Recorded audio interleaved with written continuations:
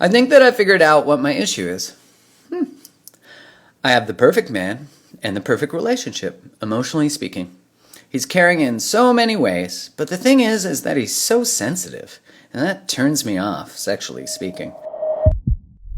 I don't know how to approach this because I love how kind and emotional he is, but sometimes he's insecure and he shows low self-esteem. How human. I consider both of us attractive and intelligent people. He's really handsome and professionally successful, and I've said that constantly to him, but it seems that's never enough. Could it be that I'm only sexually attracted to bad guys? Please help me. I'm desperate to make this work. Many thanks in advance.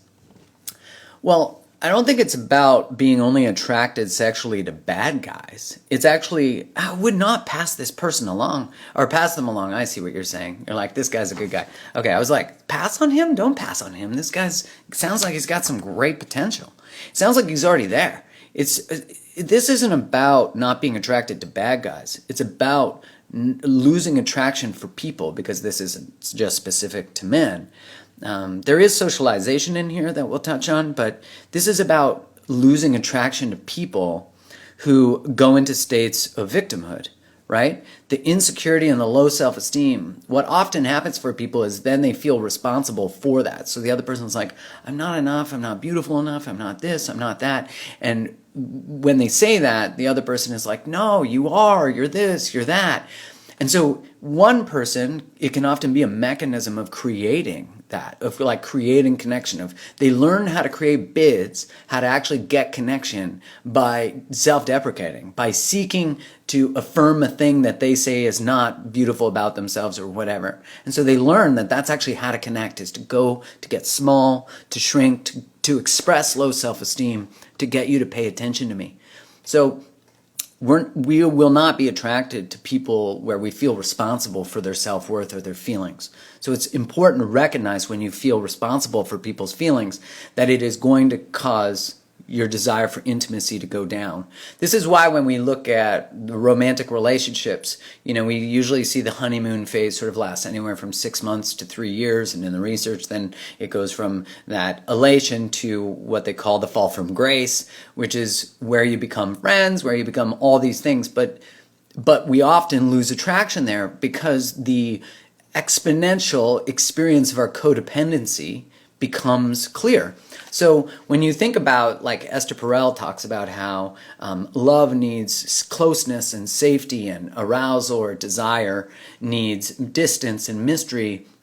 And while I think that's true, that is true, it's that you don't want to hump someone who you blame for losing your own identity. That like really the distance that we want, the allure, the mystery, is actually space between us and another. It's that I have my own identity and you have your own identity, and that's what creates arousal, because we're two separate human beings. And so most of us learn codependency, so we learn to be enmeshed, we learn to lose ourselves, we learn to forget about our own hobbies and our own beliefs or adopt theirs. Yeah, I love football. Yeah, I love mountain climbing. Yeah, I love that shit. And no, you don't. No, you don't. And if you don't, and it's one thing to try it out, but it's another thing which is really important, and adventure is an important part to creating long-term connection. You must always continuously go on adventures that are new to one or both of you, because the psyche, the human system, takes the newness of an experience and associates it with the person, so they're staying new. That's how you keep the honeymoon phase alive, because you're constantly discovering one another, you're constantly learning about one another, you're constantly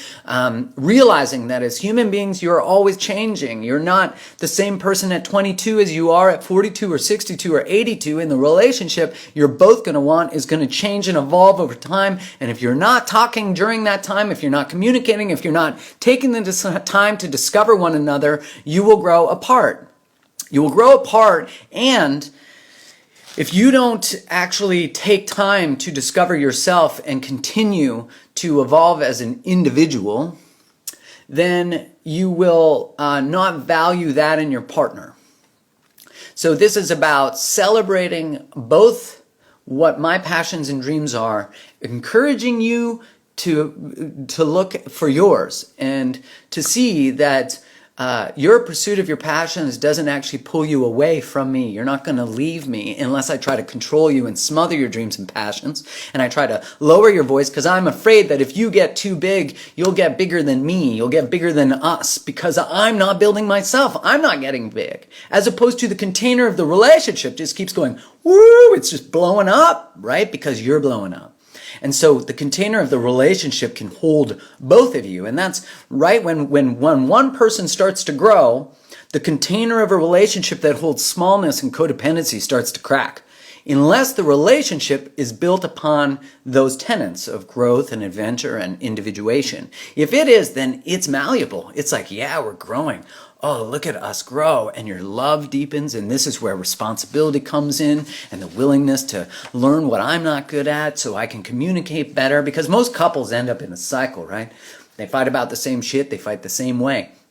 As soon as you just change one part of that dance, you've changed how you communicate. You've changed how your intimacy deepens because you're in a conversation you've never been in. Instead of being defensive, you lay the weapons down and you go, oh, I hear what you're saying. That makes so much sense. Sometimes I can do that. And it's usually when I'm triggered by when this occurs.